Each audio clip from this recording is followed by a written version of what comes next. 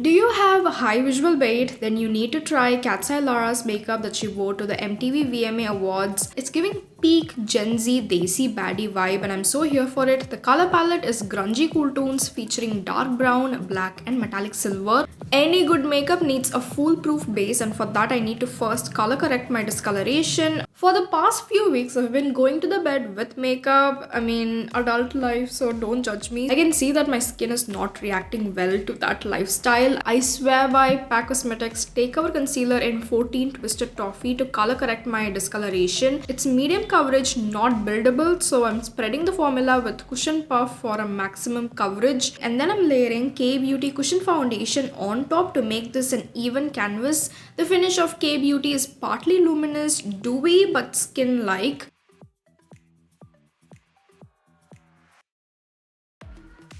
Contour is a step that cannot be skipped in high visual weight makeup. I want my features to pop and sort of like come to the front. For that I'm applying cool toned contour to the cheeks, the jawline and the nose area, and whatever product is left on the brush I take it to the hairline area. I'm using Inside Cosmetics Contour and Highlight Duo Stick and used Cuffs and Lashes dual-ended brush to pack on the formula. For the nose contour alone, I went in with PAC T05 brush to blend it properly. I'm going to apply the concealer at the end and this will make sense only after I finish my eye makeup, so let's do that. I repurchased Etude House eyebrow pencil for the 4th time, can you believe? It's not a precise eyebrow pencil, but if you can't be bothered to spend any time on your eyebrows, especially like if you're already quite gifted in the brow department, a few strokes of this and you're done. I'm gonna start the eye makeup with a cool toned grungy brown kajal, almost like a dirty brown kajal or an eyeshadow as a base. I'm using Simply Numb Ultimate Kajal in Intense Brown. Blend it with a brush or honestly just your fingers. It needs to sort of look like a natural pigmentation around the lash line area. Now add a cool toned light brown above the kajal and blend it across the eyelids. This brown needs to be lighter than the kajal that I applied earlier. The eyeshadow palette I'm using is from Swiss Beauty. For a perfect cool toned brown shade that's not too light or dark, I'm mixing these two shades and then applying it to the crease and the outer V area. For blending, I'm using a small, dense but fluffy eyeshadow brush, but to disperse the edges of the eyeshadow, I used a big and a clean fluffy brush. For a clean transition, I repeat the process by adding shadow on the crease and diluting the edges with a fluffy brush. Now I'm layering a metallic silver eyeshadow on the brow bone first and then on the inner crease area. I'm not talking about chunky or glittery finish. Pick one that's very soft and hazy, almost like wet looking. This shade is from K-Beauty Multi-Texture Eyeshadow Palette in Twilight.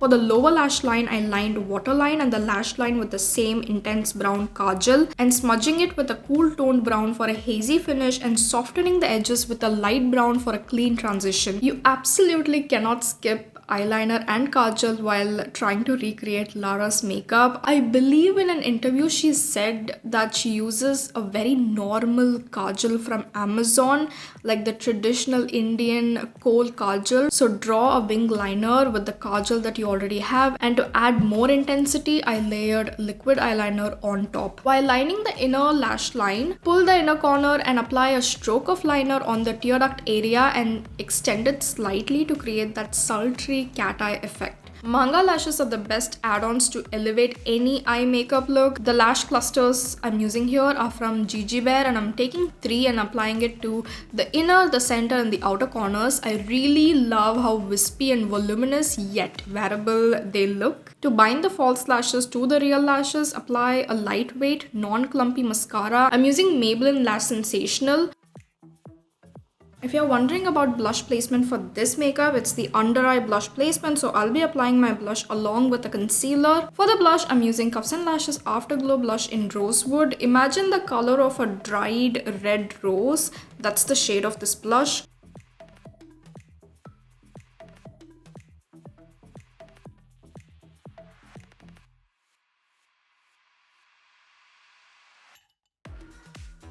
Concentrating the blush on the under eyes and the cheekbone area, and while I'm blending you can see that the under eye area is starting to sort of look dark. To counteract this, you need to go back to your concealer, apply it and brighten that under eye area, blend the concealer and then go back and forth with the blush and the concealer for a cohesive finish.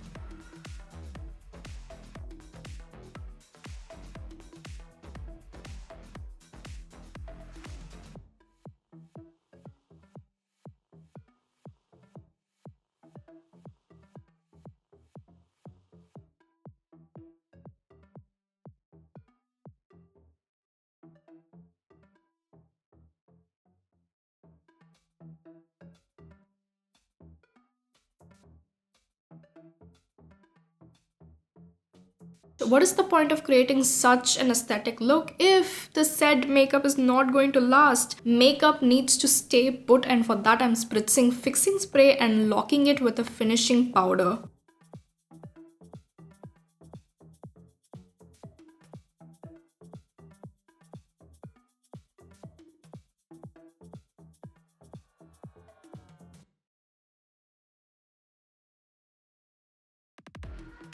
Lara loves to contour and highlight her nose. It's like a very prominent feature in her face. So I applied powder contour to re-emphasize the cream contour that I applied earlier. And then on top I layered a metallic pearlescent highlighter from K-Beauty.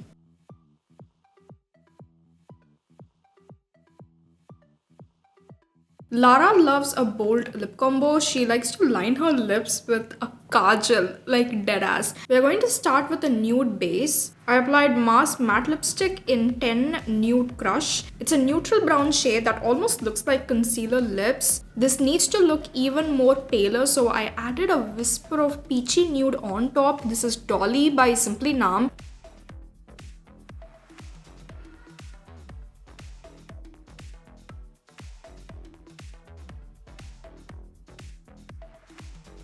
Adding a layer of concealer, yes, concealer on top will make it even paler.